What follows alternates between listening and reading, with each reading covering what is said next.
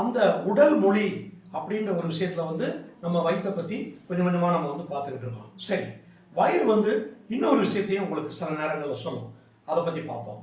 என்னன்னா, திடீர்னு அம்மா எனக்கு வலி வலிக்குமா, வயிறு வலிக்குதுமா, எனக்கு என்னன்னே தெரியல அப்படின்னு சொல்றாங்க இல்லையா? இதுவும் வயிறு உங்களுக்கு சொல்லக்கூடிய ஒரு அற்புதமான மொழிதாங்க.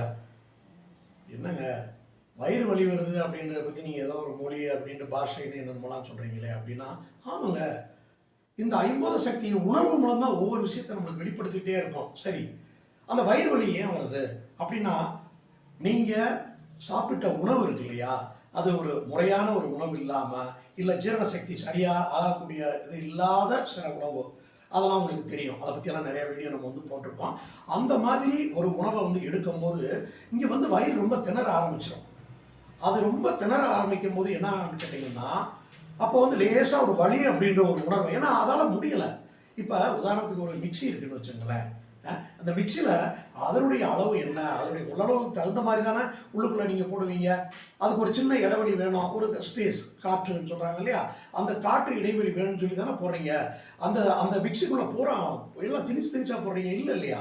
அந்த மிக்சியினுடைய அளவு என்னவோ அதுக்கு தகுந்து போடுறீங்க. போட்டு நல்லா அறப்பட்டதுக்கப்புறம் ஈஸியாக அதை எடுத்துடுறீங்க. கிட்டத்தட்ட அதே மாதிரி தான் நான் சொன்னேன், வயிறு வந்து ஒரு மிக்சி மாதிரி அப்படின்னு சொல்லி சொன்னேன். அப்போ அந்த மிக்சியில் அரைபடக்கூடிய விஷயங்கள் என்னவோ அதைத்தானே போடுவோம். அதே மாதிரி மனிதனுடைய வயிறு அப்படின்றதுல வந்து இது நம்ம என்ன சாப்பிடலாம், இந்த வயிற்றுக்குள்ள இந்த மிக்சிக்குள்ள ஜீரணமாகிறது வந்து எது அப்படின்ற விஷயத்தை பற்றி நிறைய பேர் நிறைய சொல்லிட்டு இருக்காங்க. அந்த ஒரு விஷயத்தை நீங்க உள்ள எடுக்கும் போது வயிறு வந்து ஜீரணம் வந்து நிறைய கரெக்டாக அது பண்ணிடும். ஜீரண சக்தி பண்றதுக்கு ரொம்ப கஷ்டமான சில உணவுல உள்ள நீங்க வந்து போடும்போது அப்போ வந்து அதால திணறனால வலி அப்படின்ற ஒரு உணர்வை உங்களுக்கு வந்து சொல்லுது. அப்ப அது ஒரு உடல் மொழி தானே அது. அப்ப வயிறு வந்துங்க இன்னொரு தகவலையும் சொல்லுங்க.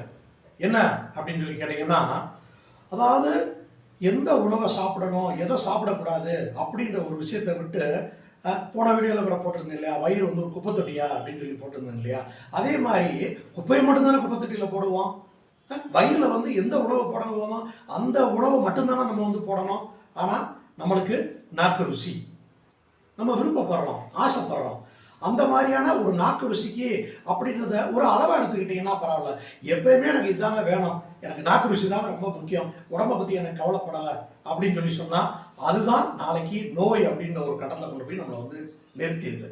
ஏன்னா அப்போ சரியான நேரத்தில் சாப்பிடாம இருக்கும்போது, முறையான உணவுகளை நம்ம எடுக்காமல் இருக்கும்போது என்னன்னு கேட்டிங்கன்னா, ஒரு கட்டத்தில் சாப்பிடாம சரியான நேரத்தில் சாப்பிடாம இருக்கும்போது ஆசிட் வருது. வெயிட் பண்ணிக்கிட்டே இருக்கு, உணவு ஏதாவது வருதான்னு மூளை வந்து சொல்லுது. அப்போ வந்து பசின்ற உணர்வை ஏற்படுத்துது. ஆனால் நம்ம அதை கண்டுக்கிறது இல்லை. அந்த நேரத்தில் சும்மா ஒரு தண்ணியை குடிக்கிறது, இல்லை போய் ஒரு கடையில் போய் ஒரு டீயை சாப்பிட்டு ஒரு ஸ்நாக்ஸை வந்து போட்டுக்கிறது. இது எப்பயாவது ஒரு தடவை 2 தடவை இருந்தால் பரவாயில்லைங்க. தொடர்ந்து இதே மாதிரி இருந்துச்சுன்னா அங்கதான் அல்சர் அப்படின்ற ஒரு அடுத்த கட்டமான ஒரு பிரச்சனைகள் வந்து ஸ்டார்ட் ஆகுது. உடல் வந்து, அதாவது உங்களுடைய வயிறு வந்து உங்களுக்கு தகவல் சொல்லிக்கிட்டே இருக்கு, நம்ம வந்து அதை மதிக்கல, அதை வந்து கண்டுக்கல. அப்படின்னும் போது என்ன நடக்குது அப்படின்னு சொல்லி கேட்டீங்கன்னா, அந்த ஆசிட் வந்து அது தன்னுடைய வேலைகளை செய்யணும் இல்லையா. அப்ப அதுக்கு தகுந்த அந்த நேரத்துல இருந்து உணவை போட்டாதானே அந்த ஆசிட், அந்த உமிழ்நீர் கலந்து வரக்கூடிய உணவு வந்து சரியா ஜீரணம் பண்ணி அடுத்து அவங்க வேலையை வந்து முடிப்பாங்க. அந்த நேரத்தில் அவங்க எவ்வளோ தகவல் சொல்லி பார்த்தாங்க, நீங்கள் எதையுமே அதை கண்டுக்கிறல. அப்போ என்னன்னு கேட்டிங்கன்னா, அந்த ஆசிட் வந்து நம்மளுடைய ஸ்டமக் இருக்கு இல்லையா, நம்மளுடைய வயிறு, நம்மளுடைய இரைப்பை, அந்த இரைப்பையில் உள்ள உட்புற சுவர்களை அப்படியே அரிக்க ஆரம்பிக்கும். அரிக்க ஆரம்பிக்கும் போது 1 நாள் 2 நாள் கிடையாது, தொடர்ந்து இதே ஒரு மாதிரி நீங்கள் இருந்தீங்கன்னா அந்த குடலுடைய உட்புறத்தை சுவரை வந்து அரிக்க ஆரம்பிச்சு லேசாக அது வந்து ஒரு புண் அப்படின்ற ஒரு சூழ்நிலைக்கு வந்து மாற ஆரம்பிச்சிடும். இதையும் கண்டுக்கிறாம நம்ம அப்படியே விட்டுட்டோம் அப்படின்னு கேட்டீங்கன்னா, அது அங்கங்க அந்த ஆசிட் வந்து, ஏன்னா அதை செய்ய வேண்டிய வேலையை செய்யணும், எதுவுமே வரல. அப்போ வந்து பூரா அரிக்க ஆரம்பிச்சிருதான் அல்சர் அப்படின்ற ஒரு சிவியரான ஒரு பிரச்சனைக்கு வந்து கொண்டு போயிருது. அதாவதுங்க, எனக்கு தெரிஞ்சவங்க ஒரு கரெக்டான நேரத்தில் வந்து சாப்பிட்றதே கிடையாது. எத்தனையோ முறை சொல்லியாச்சு, அவங்க குடும்பத்திலையும் சொல்லிட்டாங்க, அவர் அதை வந்து கேட்கவே இல்லைங்க. கடைசியில் எந்த ஒரு நிலைக்கு அவர் தள்ளப்பட்டார்ன்றது இப்போ நினைச்சா எனக்கு அவ்வளோ மனசு ரொம்ப வேதனையாக இருக்கு. ஒரு கட்டத்துக்கு மேல அவருக்கு வந்து அந்த அல்சர் வந்து ரொம்ப சிவியராகி அதை வந்து தகவல் வந்து உடம்பு சொல்லிக்கிட்டே இருக்கு, வலி அப்படின்ற உணர்வை ஏற்படுத்திக்கிட்டே இருக்கு. ஆனால் அவங்க கண்டுக்கிறவே இல்லை. அதனுடைய மிகப்பெரிய பாதிப்பு என்னன்னு வந்தீங்கன்னா, திடீர்னு ஒரு நாள் பயங்கரமான கடுமையான ஒரு வலி வந்து கீழே உருண்டு பிறண்டு கதறக்கூடிய அளவுக்கு ஒரு வலி அவருக்கு ஏற்படும் போது உடனடியாக ஃபேமிலிக்கு அந்த தகவல் தெரிஞ்சு ஹாஸ்பிட்டல் கொண்டு போகிறாங்க, செக் பண்ணி பார்க்குறாங்க. இன்னைக்கு நம்ம நவீன மருத்துவத்தில் உள்ள அற்புதமான சில விஷயங்களை வச்சு பரிசோதனை பண்ணி வந்து பார்க்கும்போது கடைசியில் ரொம்ப ஒரு வேதனையான ஒரு தகவலை சொல்கிறாங்க. அவருக்கு வந்து இரைப்பையில் கேன்சர் அப்படின்ற ஒரு கட்டி உருவாயிருக்கு அப்படின்னு சொல்கிறாங்க. இப்போ அதை நினைக்கும் போது வேதனையாக இருக்குது. அதனால தயவு செஞ்சு நீங்கள் பசி அப்படின்ற ஒரு உணர்வு, அந்த வயிறு வந்து உங்ககிட்ட ஒரு விஷயத்த சொல்லும் போது, பசின்ற ஒரு உணர்வு அந்த உடல் மொழியை சொல்லும் போது தயவு செஞ்சு அந்த நேரத்தில் நீங்கள் வந்து சாப்பிட்ருங்க.